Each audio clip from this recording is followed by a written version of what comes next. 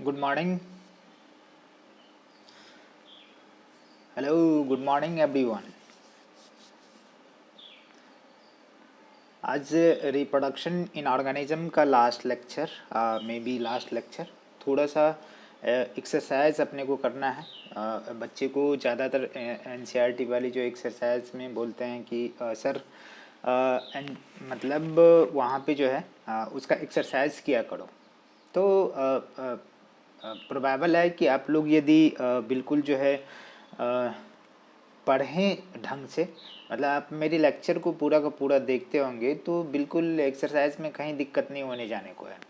ये तो एकदम श्योरिटी के साथ मैं बोलूँगा कि कभी भी कोई भी तरह का दिक्कत आपको होगा ही नहीं यदि पूरे के पूरे लेक्चर आप देखते हो। कि जैसे ही सीक्वेंस मैं सीरीज दिया हूँ, पूरे के पूरे तकरीबन पाँच जो है अपना रिप्रोडक्शन इन इसकी जो है रिप्रोडक्शन इन ऑर्गेनिज्म का पांच लेक्चर जो है निकल चुके हैं, पांच वीडियो हो चुकी है। तो ये सीरीज आपका तकरीबन बन गया। तो इस सीरीज में अपन करेंगे क्या कि फिर से मतलब कि यहाँ पे वही सारा का सारा चीज़ जो है करने वाले हैं। थोड़ा सा ब्रीफ नहीं जाएंगे, मैं ब्रीफ बहुत ज़्यादा चला जाता हूँ। तो आप लोग कमेंट्स करें, लाइक करें, शेयर करें। ये नहीं करोगे, कमेंट्स नहीं करोगे तो हमें कैसे पता चलेगा कि आप देखते हो कि नहीं देखते हो, कि क्या प्रॉब्लम है आपके साथ। तो बिल्कुल शेयर करा करिए और जितने भी लोगों को इससे फ़ायदा होता है उसको फ़ायदा दीजिए। जितने भी लोग मतलब कि आप लोग जुड़े हुए जितने भी हो, तो बिल्कुल चलो स्टार्ट करते हैं वहाँ से जो पोर्शंस आप छोड़े थे। मतलब कि कुछ कुछ हमने वहाँ पे छोड़ा था। क्या कंडीशन है कि मतलब कि अपना जो है फर्टिलाइजेशन के केस में चल रहा था। और फर्टिलाइजेशन की कंडीशन, फर्टिलाइजेशंस में अपन देखे थे कि दो तरह की फर्टिलाइजेशंस होती है। एक तो एक्सटर्नल फर्टिलाइजेशन होती है और दूसरा इंटरनल फर्टिलाइजेशन होती है। तो एक्सटर्नल के कंडीशन में क्या होता है कि जब कोई कोई ऑर्गेनिज्म कि बॉडी के अंदर वो फर्टिलाइजेशंस नहीं हो रही, फीमेल बॉडी के अंदर फर्टिलाइजेशंस नहीं हो रही है, दैट इज नॉन एज क्या, एक्सटर्नल फर्टिलाइजेशन। तो ये कहाँ पे हुआ था? तो आपको जनरली एक्वेटिक जो भी ऑर्गेनिज्म था, जो वाटर में रहने वाले जीव थे, उसमें होने वाला था। तो कुछ कुछ जो हम लोगों ने देखा था कि फ्यू फंजाई एंड एल्गी के कंडीशन में हुआ था। वहाँ पे एम्फीबियंस भी कुछ इंक्लूड्स है, समझ में आ रहा? तो बिल्कुल वहाँ पे एम्फीबियंस भी इंक्लूड है। यहाँ पे अपन जैसे ही बात करते हैं कि फीमेल बॉडी के अंदर ये क्या होती है कि फर्टिलाइजेशन होती है, मतलब कि सिंगेमी होती है, मतलब कि fusion of male and female gamete होती है। तो इसके लिए एग्जाम्पल आपका सारे चीज़ था। इवन कि हायर प्लांट्स के कंडीशन में, लोअर प्लांट्स में भी जनरली बात करें तो मतलब कि चल सकता है। मतलब ब्रायोफाइट्स, ब्रायोफाइट्स की कंडीशन, ब्रायोफाइट्स हो गया आपका, टेरिडोफाइट्स हो गया आपका, जिम्नोएस्पर्म हो गया आपका, एंजियोस्पर्म हो गया। ये सारे के सारे जो प्लांट के कंडीशन में हुआ। और एनिमल के कंडीशन में जैसे बात करो तो हायर जितने भी एनिमल्स हैं, मोस्ट प्रोबेबल जो भी एनिमल्स है लगभग जो है सारे के सारे लोग क्या करते हैं, एनिमल में जनरली क्या है कि मतलब आपका सेक्सुअल रिप्रोडक्शन ही है। जैसे मान लो कि कोई भी ऑर्गेनिज्म इंसेक्टा से ही ले लो, वहाँ से ही स्टार्ट करो तो सेक्सुअल रिप्रोडक्शन है। मतलब कि ऑलमोस्ट जितने भी ऑर्गेनिज्म है, ऑलमोस्ट कहा जा सकता है कि उसमें सब के सब क्या है, सेक्सुअल रिप्रोडक्शन है। जनरली अपन बात करें बैक्टीरिया, लोअर ऑर्गेनिज्म को छोड़ करके, लोअर एनिमल को छोड़ करके, बैक्टीरिया हो गया, कुछ प्रोटेस्टेंट्स हैं, तो वहाँ पे उसकी कंडीशन में मैं बात नहीं करूँगा। लेकिन जैसे ही अपन बात करेंगे रेप्टाइल्स है, बर्ड्स है, मैमल्स है, ठीक है ना, तो ये जितने के जितने हैं, ठीक है ना। इवन की अपन बात करते हैं कि आगे चल के अपने को बात करना पड़ेगा कि यहाँ पे रेप्टाइल, बर्ड्स, मैमल्स की, तो तीनों के तीनों अपने एक एक सीक्वेंस आएगी जो अ, मतलब कि 11th के कंडीशन में आपका पूरा का पूरा जो है वहाँ पे थोड़ा थोड़ा देखना होता है इनवर्टिब्रेट के केस में। और इनवर्टिब्रेट के कंडीशन में क्या होता है, वहाँ पे एक एक मतलब कि सिंपल सा एनिमल किंगडम में पढ़ने को है, थोड़ा थोड़ा वहाँ पे पढ़ने को किस तरह का उसका जो है बिहेवियर है, हैबिटाट कैसा है, वह रिप्रोडक्शन कैसे करते हैं, तो थोड़ा थोड़ा अपन पढ़ते हैं वहाँ पे, ठीक है। तो यहाँ जनरली अपन बात करते हैं रेप्टाइल, बर्ड्स और मैमल्स के कंडीशन में इंटरनल फर्टिलाइजेशन। तो कॉमनली आपकी बुक में आगे चल के आप देखना, अभी जो अपन देखेंगे इंटरनल फर्टिलाइजेशन को ही देखने वाले हैं। तो चलो मूव करते हैं आगे की तरफ, आगे की तरफ मूव करते हैं। तो यहाँ पे आपको ये वाली तो इस जगह पे अपन जैसे ही बात करेंगे तो इंटरनल फर्टिलाइजेशन और इंटरनल फर्टिलाइजेशन में बात करते हैं थोड़ा सा। यहाँ पे पोस्ट फर्टिलाइजेशन की बात हो रही है, उससे पहले ही अपन बात करेंगे इस जगह पे। इस जगह पे हाँ, ये अब की जगह है जो इंटरनल फर्टिलाइजेशन, यहाँ से स्टार्ट करेंगे। थोड़ी सी जगह मैं बचाऊंगा।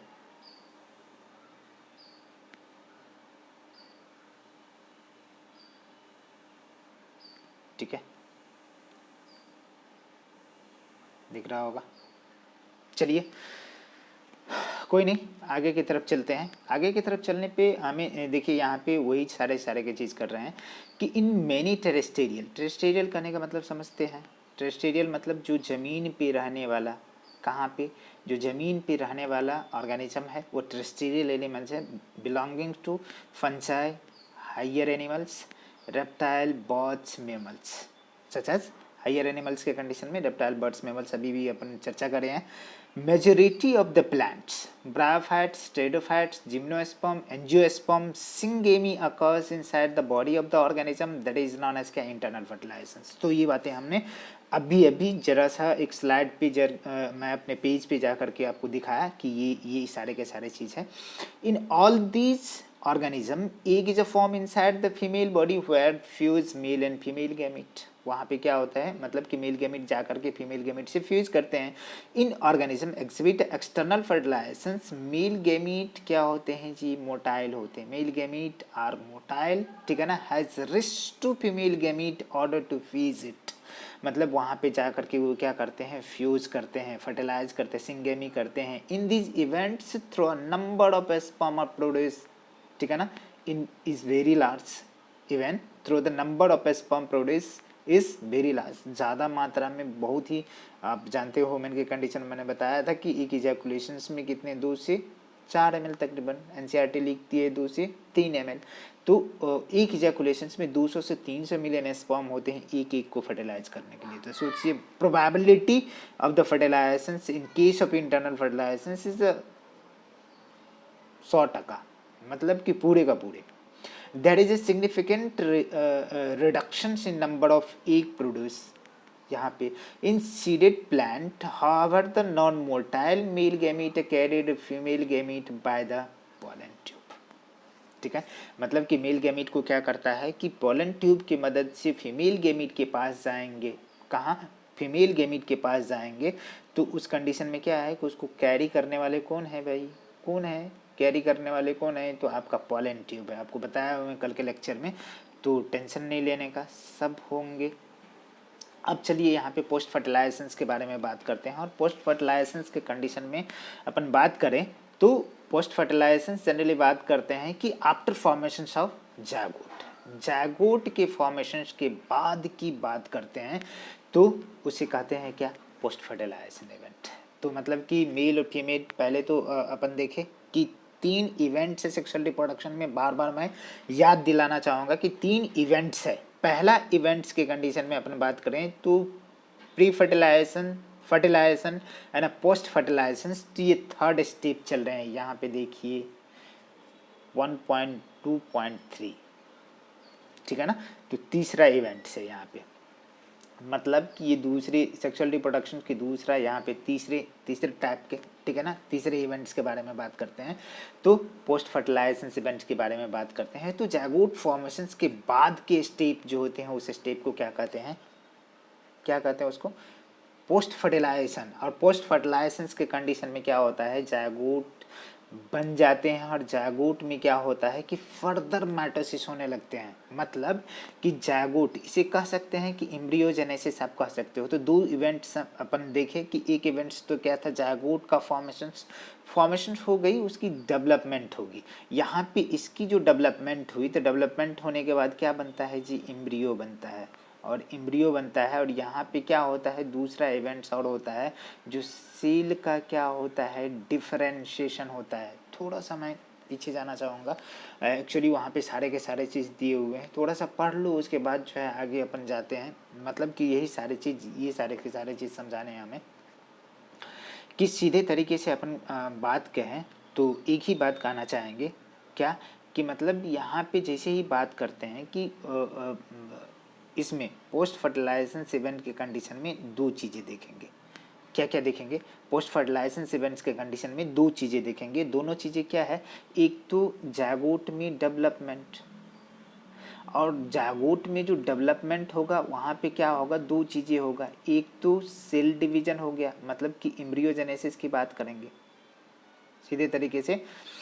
किसकी किसकी बात करेंगे? एम्ब्रियोजेनेसिस की बात करेंगे। एम्ब्रियोजेनेसिस की बात करेंगे तो एक तो कंडीशन है कि जायगोट में डेवलपमेंट, ठीक है। एक क्या बात करेंगे? जायगोट में डेवलपमेंट। दूसरी बात करेंगे इसमें, दूसरी बात करेंगे क्या? एम्ब्रियोजेनेसिस। क्या? एम्ब्रियोजेनेसिस। और एम्ब्रियोजेनेसिस के अंतर्गत दो चीज़ों को देखेंगे अपना। क्या क्या देखेंगे? एक तो कंडीशन है कि यहाँ पे देखने के जाएंगे क्या क्या देखेंगे? एक सेल डिवीजन को देखेंगे। किसको देखेंगे? सेल डिवीजन को देखेंगे।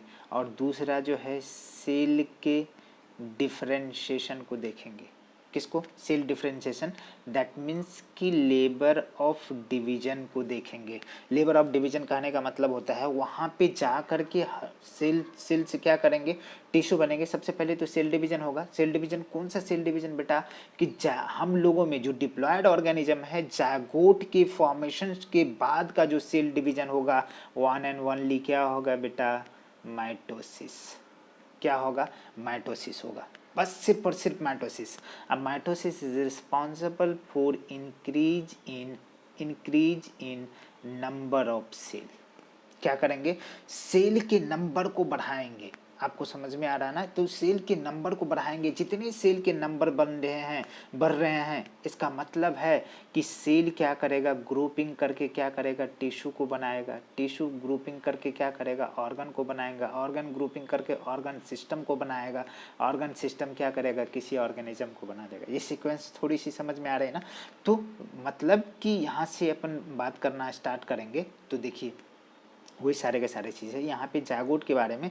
तो जायगोट डिप्लॉयड स्ट्रक्चर है, समझ में आ रहा है? Formation of zygote, diploid zygote is universally in all sexually reproducing organism.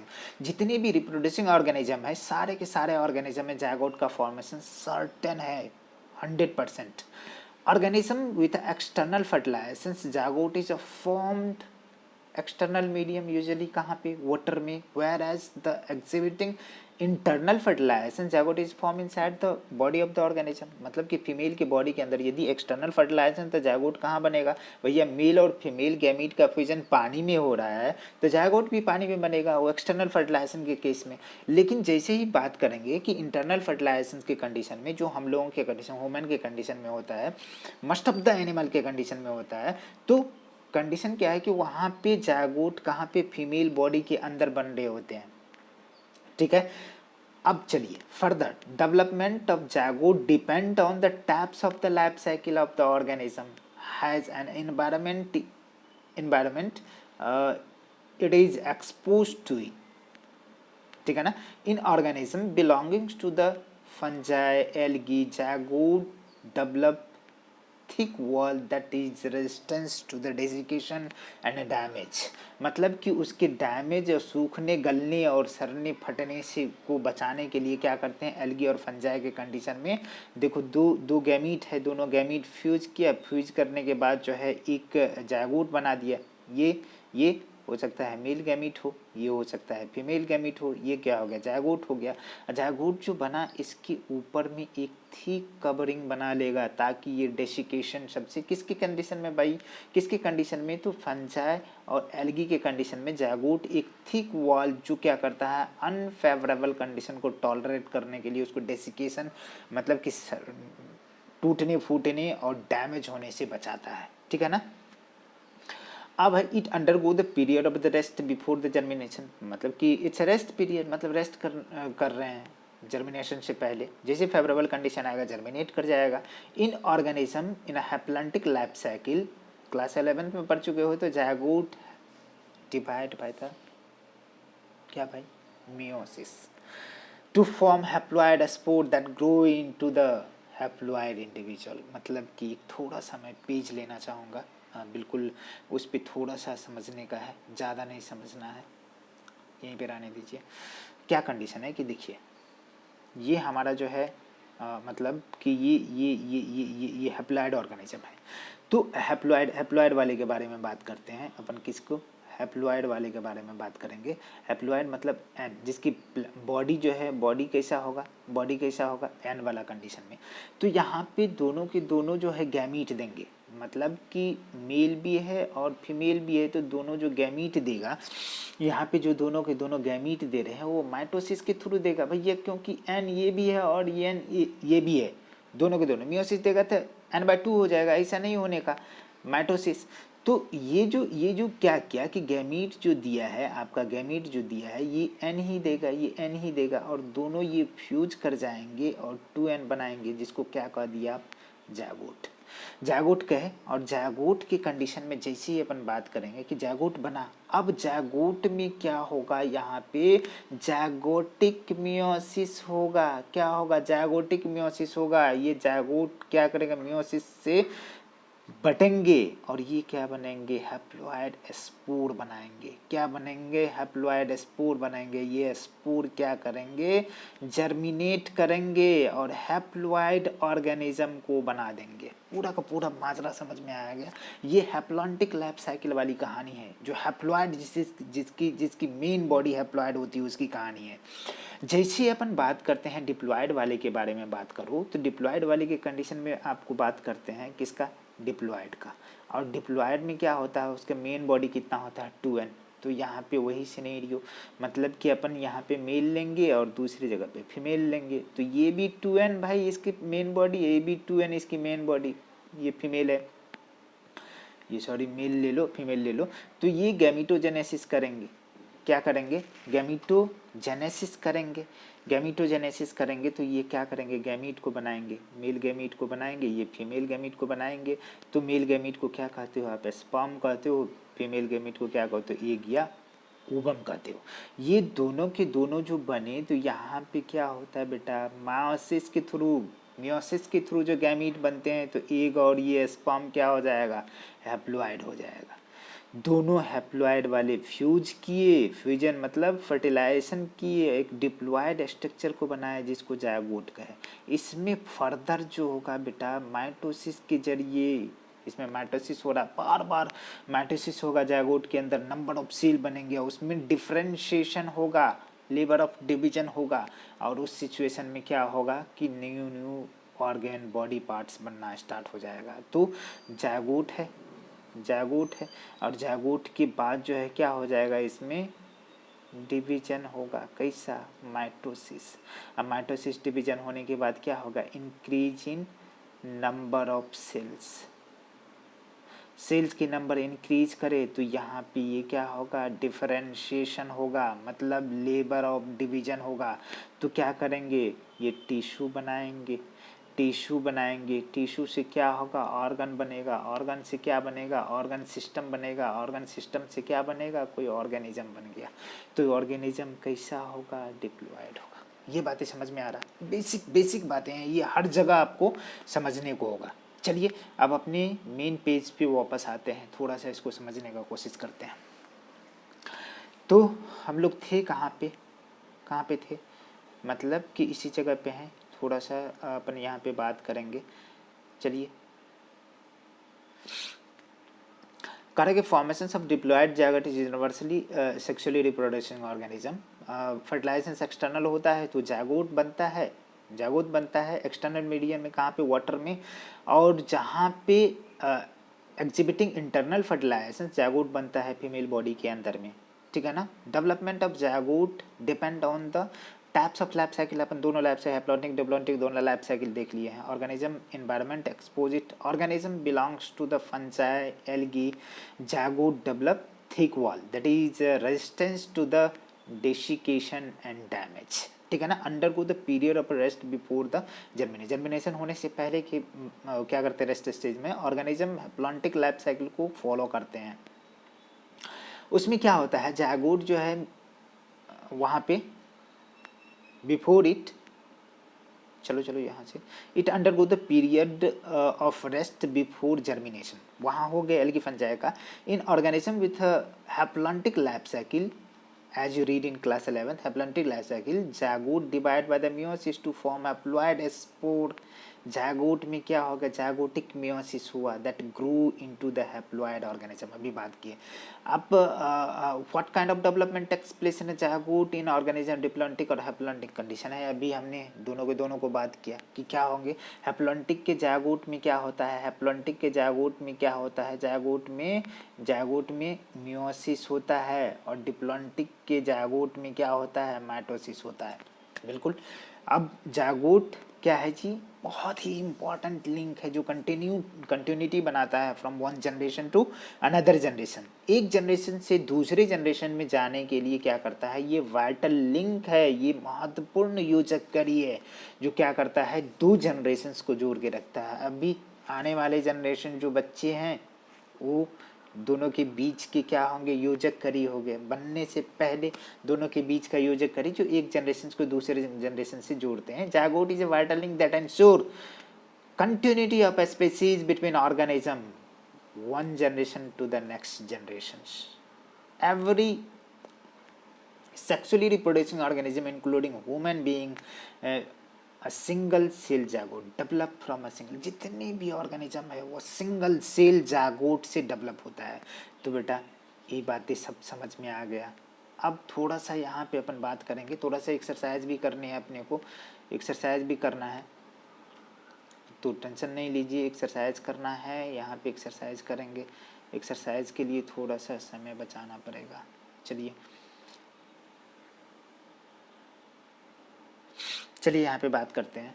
तो एम्ब्रियोजेनेसिस, तो हम लोगों ने दो चीज़ों को देखा। एक तो देखा क्या कि मतलब कि पोस्ट फर्टिलाइजेशन इवेंट्स के बारे में बात कर रहे हैं। प्री फर्टिलाइजेशन होगा, पोस्ट फर्टिलाइजेशन में पहला स्टेप हो चुका है जिसमें हम लोगों ने बात कर लिया है कि फर्टिलाइजेशन कैसे, जायगोट का डेवलपमेंट किस तरीके से, हैप्लॉन्टिक में डिप्लॉन्टिक में किस तरीके से हो रहा है। अब एम्ब्रियोजेनेसिस मतलब कि formation of embryo is known as क्या, embryogenesis. Formation of embryo is known as embryogenesis. Embryogenesis refer to the process of development of embryo from zygote. Zygote से एम्ब्रियो बनने के प्रोसेस को क्या बोलते हैं, एम्ब्रियोजेनेसिस। तो यहाँ दो चीज़ें होता है बेटा, एक तो होता है सेल डिवीजन, क्या होंगे, सेल डिवीजन, और दूसरा होगा सेल डिफरेंशिएशन, दो चीज़ें। तो ये आपका पूरा का पूरा हो गया। तो इसमें क्या होता है, एक सेल डिवीजन माइटोसिस के जरिए हमने बार बार चर्चा किया। Differentiation that means level of division, number of cell क्या कर रहे हैं, mitosis is responsible for increase in number of cell, मतलब कि ये माइटोसिस सेल डिवीजन हो रहा है। यहाँ पे कौन सा डिवीजन, माइटोसिस है। माइटोसिस क्या करता है, नंबर ऑफ सेल को क्या करता है, बढ़ाता है। तो वहाँ पे क्या होगा, फिर सेल में डिफ्रेंशिएशन होगा, वो ग्रुपिंग करेंगे और ग्रुपिंग करके वो उसमें मॉडिफिकेशन, कुछ मॉडिफिकेशन आएगा to form tissue, organ system, फिर जो है organism. You can study that studies about process of cell division and differentiation in the previous classes, आप 11th में पढ़ चुके हो, ठीक है ना। मैं उसको भी डील कर दिया, तो आपको कहीं टेंशन नहीं जाएगा। चलिए आगे की तरफ देखते हैं। अपन इस पहलू में जा कर के देखें तो इधर जो है कुछ बातें अपने को समझ में आएंगा।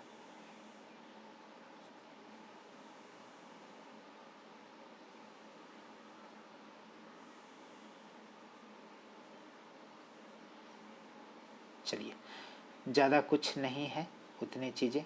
यहाँ पे उस ऑर्गेनिज्म के बारे में थोड़ा सा बात करेंगे कि animal are categorize into the various, थोड़ा सा यहाँ पे थोड़ा बात करेंगे, थोड़ा सा पीछे चल के बात करते हैं, ज़्यादा टेंशन नहीं लीजिए। यहाँ पीछे चल के बात करेंगे क्या कि देखिए बाबू, जैसे ही अपन बात करते हैं जायगोट के डेवलपमेंट के बेसिस पे जो ऑर्गेनिज्म है, उस ऑर्गेनिज्म को हम जानते कि ऑर्गेनिज्म को कैटेगराइज करेंगे। यदि ऑर्गेनिज्म को कैटेगराइज करेंगे तो कंडीशन क्या है कि ऑर्गेनिज्म के जैसे कैटेगराइज करें तो क्या क्या कैटेगराइजेशन में कर सकते हैं। तो 3 तरह के ऑर्गेनिज्म होता है। एक तो होता है आपको ओबीपेरस, दूसरा वीवीपेरस और तीसरा ओवो भी पेरस। इसका मतलब वो भी मतलब होता है एग। जो अंडा देने वाले एनिमल होते हैं, ऑर्गेनिज्म होते हैं, उसको क्या बोलते हैं? ओविपेरस। भी मतलब बच्चा देने वाले जो ऑर्गेनिज्म होते हैं, जो बच्चा देने वाले ऑर्गेनिज्म होते हैं, उसको विविपेरस। जो ओवो भी दोनों के सिचुएशन, जो दोनों के दोनों चीज़ें लगभग इमेच्योर बेबी को पैदा करता हो, तो उसे क्या बोलते हैं जी? Ovoviviparous. इसके बेस्ट एग्जाम्पल है आपके कैंगरू और शार्क। यहाँ ओविपेरस के कंडीशन में जनरली अपन बात करें तो रेप्टाइल है, बर्ड्स है, ठीक है ना, एम्फीबियंस भी है। तो बहुत सारे ऐसे हैं जो ओविपेरस के कैटेगरी में आते हैं, ठीक है। अब ओविपेरस में भी कंडीशन है कि अंडा देते हैं तो किस तरह के अंडा देते हैं? तो एक जो है फर्टिलाइज एग देते हैं और दूसरे जो अनफर्टिलाइज एग देते हैं, ठीक है ना। जैसे फिश फ्रॉक के कंडीशन में, एम्फीबियंस के कंडीशन में बात करूँ तो सब कैसा देते हैं? अनफर्टिलाइज एग देते हैं। लेकिन बर्ड्स के कंडीशन में देखो तो अंदर में ही फर्टिलाइज हो जाते हैं, उसके बाद एग निकलते हैं। और एग कैसे निकलते हैं? तो it covered with the calcareous shell. एक सेल कवरिंग से, मतलब कि कैल्शियम कार्बोनेट की कवरिंग होती है जो उस पे चढ़े हुए होते हैं। तो ये बातें समझ में आ गई। ओविपेरस के कंडीशन में भी दो तरह का, एक तो फर्टिलाइज एग देंगे, दूसरे अनफर्टिलाइज एग देंगे। फर्टिलाइज एग देने वाले कंडीशन है कि बर्ड्स को अपन याद रखेंगे, कुछ कुछ एम्फीबियंस भी है, ठीक है। तो कंडीशन क्या है यहाँ पे अपना बात करते हैं अनफर्टिलाइज के कंडीशन में। तो फिश फ्रॉग तो नॉर्मली एग्जाम्पल है, ठीक है। अब कंडीशन क्या है कि जैसे अपन पीछे की तरफ चलेंगे तो यहाँ पे सारे के सारे चीज़ आपको समझ में आ जाएगा। मुझे कुछ नहीं करना पड़ेगा, आप खुद ब खुद समझ जाओगे। क्या समझोगे? यहाँ पे देखो, animals categorize into oviparous, viviparous based on the development of zygote. Zygote के डेवलपमेंट के बेसिस पे takes place outside the body of the animal, ठीक है ना। फीमेल पेरेंट्स और इनसाइड, मतलब कि बाहर हो सकता है, अंदर हो सकता है। वेयर दे ले एग, कैसा? फर्टिलाइज भी होगा और अनफर्टिलाइज भी होगा। Egg gives birth to young one, ठीक है ना। तो विविपेरस, तो in oviparous animals like reptiles, birds, ठीक है ना, fertile egg covered with a calcareous shell laid on the safe place to the environment, ठीक है ना। After the period of incubation young ones hatch out from the egg, वहाँ से निकल गए, अंडे से बाहर निकल गए। On the other hand viviparous animals, majority of the mammals including human being, ठीक है ना, zygote develop into the young ones in the body of the female organism after the attaining the certain stage of growth because of the proper embryonic care and protections, its chances of survival of the organism is more in internal fertilizations और viviparous के condition में। जो बच्चे देते हैं generally मतलब कि जो अंडे वाले से, क्योंकि अंडे जो है नेचर में आकर के उन्होंने क्या किया, दे दिया। तो जैसे नेचर में आकर के, मतलब कि एनवायरनमेंट में आकर के एक से प्लेस, मतलब कि ऐसे ही पानी में छोड़ दिए, कितने प्रेडेटर्स हैं उसको क्या करेंगे, खा जाएंगे वहाँ पे। तो मतलब कि बहुत ही वल्नरेबल है, मतलब कि प्रेडेटर्स से बच नहीं सकते। अप टू एडल्टहुड पीछे भी पड़ चुके हैं, आपकी एडल्टहुड तक वो क्या करते हैं कि अपने आप को सेफ करके ही रखते हैं, नहीं तो क्या होंगे, मतलब कि डैमेज हो जाएंगे, उसको उसको प्रेडेटर्स क्या करेंगे, खा जाएंगे। तो इतने बात समझ में आ रहा ना। तो यहाँ पे जैसे ही अपन बात करेंगे तो ऊपर की तरफ चलें, थोड़ा सा इसके कंडीशन में बात करते हैं कि यहाँ पे हमने बात किया कि ये survival of the young ones is greater in the viviparous. Viviparous के कंडीशन में सर्वाइवल की चांसेस बहुत ही ज़्यादा है, मतलब कि श्योर शॉट है।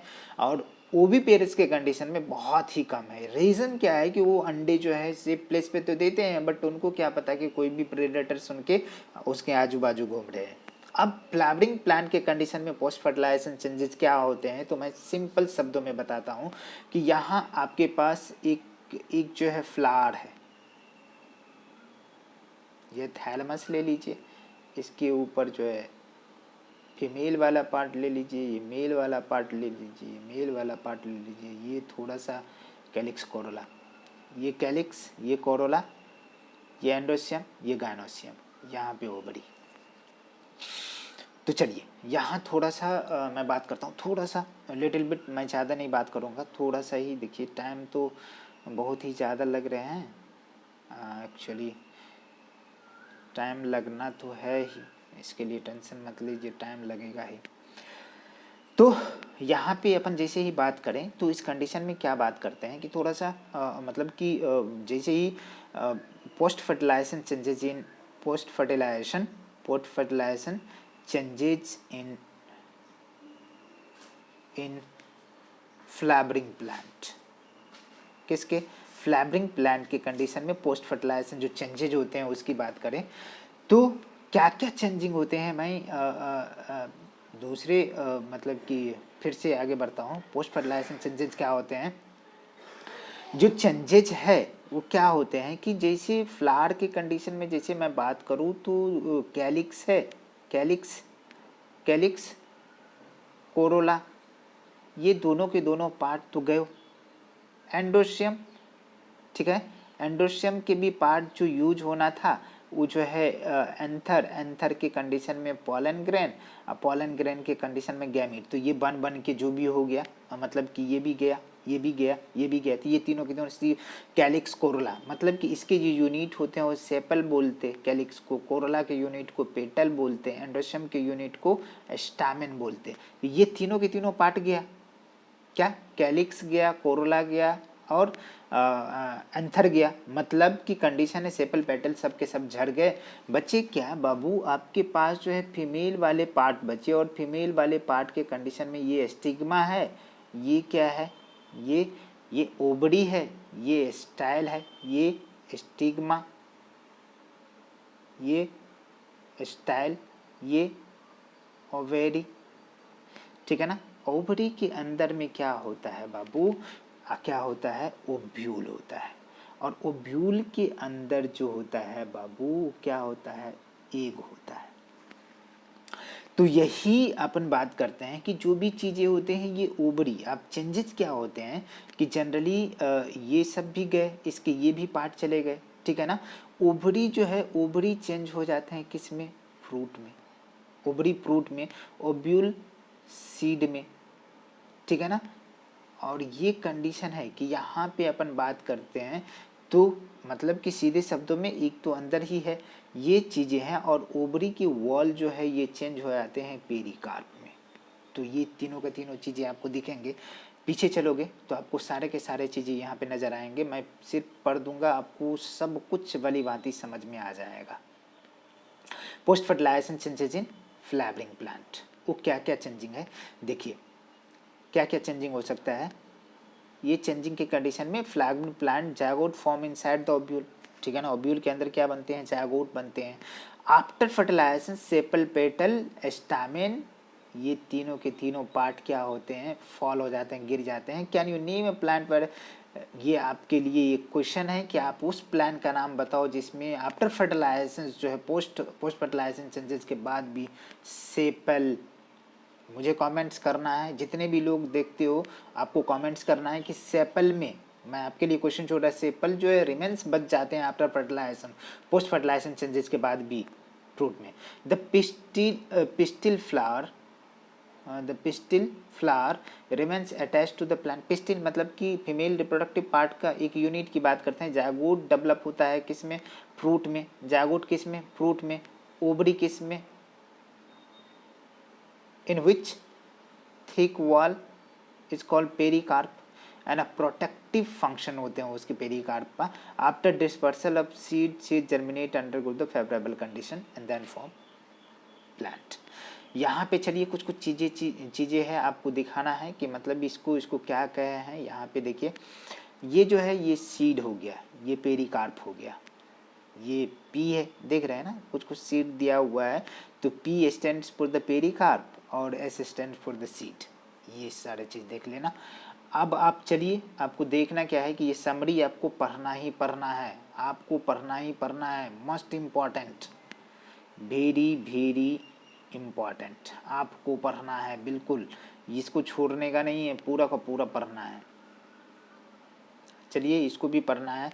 अब थोड़ा सा अपन डिस्कस कर लें, थोड़ी सी यहाँ पे एक्सरसाइज में चलते हैं तो थोड़ा सा आप लोग को सबको ध्यान में रखना पड़ेगा। क्यों?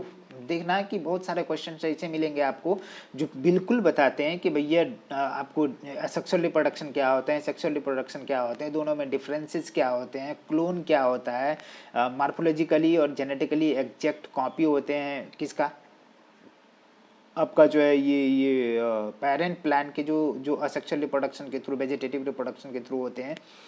अब थोड़ा सा क्या कंडीशन है यहाँ पे, मैं क्वेश्चन पढ़ के एक बार फिर से आपको जो है थोड़ा सा मैं एहतियात करवाता हूँ कि why reproduction is essential for the organism. क्यों भैया? एक जनरेशन से दूसरे जनरेशन में जाने के लिए, अरे समझ में आ रहा है, मतलब कि अपने जनरेशन को कंटिन्यू बनाए रखने के लिए उसको रिप्रोडक्शन की जरूरत है। तो which is better reproduction, asexual asexual? एकदम बिल्कुल सेक्सुअल। इसमें बहुत सारे जो है डाइवर्सिटी होते हैं। क्यों? जेनेटिक डाइवर्सिटी होने की वजह से इसमें विविधता आते हैं और इसमें जो है वेरिएबिलिटी आते हैं। इसकी वजह से सस्टेनिंग कैपेसिटी आता है भैया, ये किसी भी इन्वायरमेंट में सस्टेन कर सकते हैं। फर्टिलिटी एबिलिटी भी ज़्यादा होती है, सब चीज़ें ज़्यादा हो रहा है, विग्रस होते हैं, इसीलिए सेक्सुअल रिप्रोडक्शन जो है ज़्यादा बढ़िया है, बेटर मोड है रिप्रोडक्शन का। Why is the of spring formed by the asexual reproduction से रिफर एज ए क्लोन? क्योंकि भैया जो भी बच्चे बने हैं जेनेटिकली और मार्फोलॉजिकली कैसे हैं, माँ बाप के जैसे हैं, उसमें कोई चेंजिंग नहीं है, इसलिए उसको क्या बोलते हैं? क्लोन बोलते हैं। Offspring form due to the sexual reproduction is better chances of survival. बिल्कुल एकदम सही बात है। Why is this statement is true? मैंने पहले क्वेश्चन, दूसरे क्वेश्चन में जो किया है, सारे के सारे चीज़ें, जेनेटिक वेरिएबिलिटी होता है, वहाँ पे म्योसिस होता है, क्रॉसिंग ओवर होता है, जेनेटिक रिकॉम्बिनेशन होता है, जेनेटिक वेरिएबिलिटी होता है, और उसमें वेरिएबिलिटी की वजह से डाइवर्सिटी होती है जिसमें सस्टेनेबल कैपेसिटी ज़्यादा होता है। ठीक है ना? यह स्टेटमेंट ट्रू है। ठीक है। अब कह रहा है कि why does the progeny form from the asexual reproduction differ from form by the sexual reproduction? बिल्कुल तय है कि भैया यहाँ पे वो ये सारे के सारे चीज़ें तो बिल्कुल अब दिखता है, सब चीज़ें दिख रहा है, सब चीज़ें दिख रहा है ना। हाँ, यहाँ पे थोड़ा सा मैं क्वेश्चन के बारे में बात करूँगा, तो थोड़ा सा इस क्वेश्चन को आप लोग बार बार जो है देखना कि बार बार ये क्वेश्चन इस टाइप के आते रहते हैं, तो ध्यान में रखना। मतलब क्या ध्यान में रखना है कि व्हाट इज वेजिटेटिव प्रोपगेशन? मतलब कि प्लांट बॉडी के कोई भी पार्ट्स, रूट, स्टेम, लीफ, कोई भी पार्ट जर्मिनेट करके क्या करते हैं? न्यू प्लांट बनाते हैं, तो इसे क्या बोलते हैं? Vegetative propagation. Give two example. हमारे बहुत सारा है, रूट है, स्टेम है, लीफ है। रूट के थ्रू क्या है? Sweet potato. ठीक है ना? स्टेम के थ्रू क्या है? स्टेम में भी अंडरग्राउंड है, सब एरियल है, एरियल है, एरियल में अपुंसिया, सब एरियल के कंडीशन में क्या है जी? Offset bulb. ठीक है ना? ऑफसेट समझ में आ रहा है? यहाँ पे कंडीशन क्या है? अंडरग्राउंड में ट्यूबर है, बल्ब है, कॉर्म है, बहुत सारे चीज़ है। तो यहाँ पे लीफ के कंडीशन में ब्रायोफाइलम, ठीक है ना, बिगोनिया, क्लेंचो, ये सारे के सारे जुवेनाइल फेज होते हैं रिप्रोडक्शन जो पहले के फेज होते हैं ग्रोथ का, उसे क्या बोलते हैं? जुवेनाइल। रिप्रोडक्टिव फेज होता है जिसमें रिप्रोडक्शन करते हैं, सेनेसेंस फेज, जहाँ पे rate of reproduction and metabolism क्या होता है? डिक्लाइन हो जाता है। Higher organism have resorted to sexual reproductions, ठीक है ना, इंस्पायर्ड कि अगर higher organism resorted to sexual reproduction in spite of इस कम्प्लेक्सिटी हुआ है। मतलब कि इसकी कम्प्लेक्सिटी के बारे में कहते हैं। क्यों कम्प्लेक्सिटी? ऊपर के जितने भी लॉजिकल पॉइंट है, जो जितनी बातें हैं कि कम्प्लेक्सिटी किसके वजह से? डाइवर्सिटी की वजह से। डाइवर्सिटी किसके वजह से? जेनेटिक डाइवर्सिटी की वजह से आता है। तो ये सारे के सारे बातें दिमाग में रखना है। Explain why meiosis and gametogenesis is always interlinked. बिल्कुल इंटरलिंक्ड है भैया कि गैमेटोजेनेसिस के बारे में बात करते हैं, गैमीट बनते हैं तो वहाँ पे म्योसिस होते हैं। समझ में आया? Identify the part of the following right haploid. हाँ, ये थोड़ा सा मैं इसको थोड़ा सा ऊपर कर देता हूँ। इसमें देखना कि दो चार पॉइंट, एक दो पॉइंट मैं लिख भी दूँ। ओवरी है तो ओवरी के कंडीशन में कैसा है? इसका प्लॉइडिक पूछ रहा है कि अप्लॉयड होगा कि डिप्लॉयड होगा, तो क्या करेगा? Identify each part of the following plants right whether it is haploid. Haploid बोले तो एन, और या डिप्लॉयड 2n। तो ओवरी क्या है? अरे 2n। एंथर क्या है? 2n। एग क्या है? एंथर मतलब ओवरी के अंदर वाले पार्ट से यहाँ पे म्योसिस हुआ तो ये बन गया। अब पॉलन क्या है? पॉलन भी क्या है जी? पॉलन भी n है। ठीक है। मेल गैमेट क्या है? n है। जायगोट क्या है? दोनों को दोनों, मेल गैमेट और फीमेल गैमेट दोनों मिला तो बन गया क्या? 2n। इस तरह से बहुत सारा है, सीड है, ग्रेन है, बहुत सारा चीज़ है। ग्रेन है, रूट है, स्टेम है, लीफ है, फ्लावर है, ये सब के सब जो है 2n है। आएंगे आएंगे।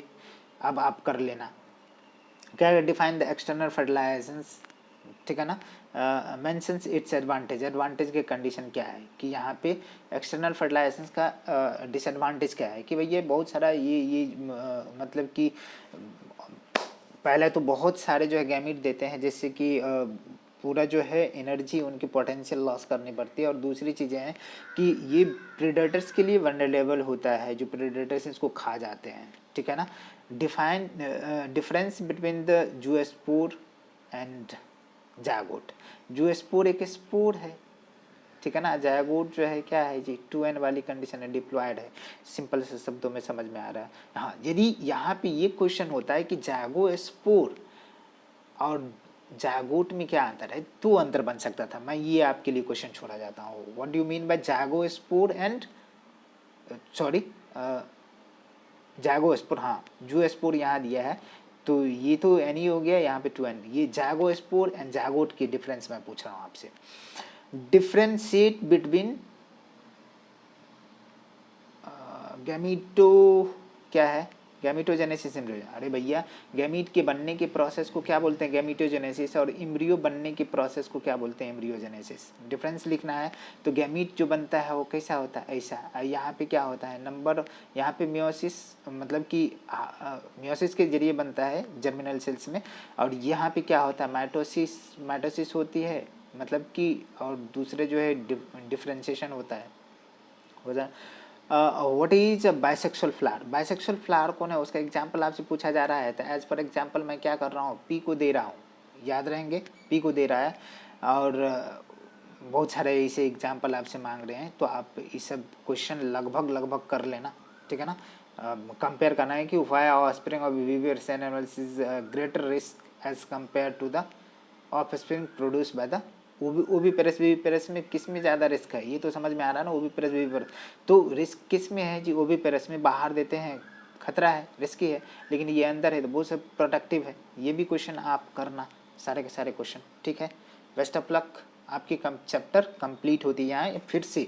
बहुत ही धांसू चैप्टर होने वाले हैं, reproduction in angiosperm. B continue, एकदम कंटिन्यूअस रहिए, आप सब देखिए, वॉच करिए, लाइक सब्सक्राइब शेयर कमेंट सब करा करिए, ताकि हमें पता चले, ठीक है। ओके।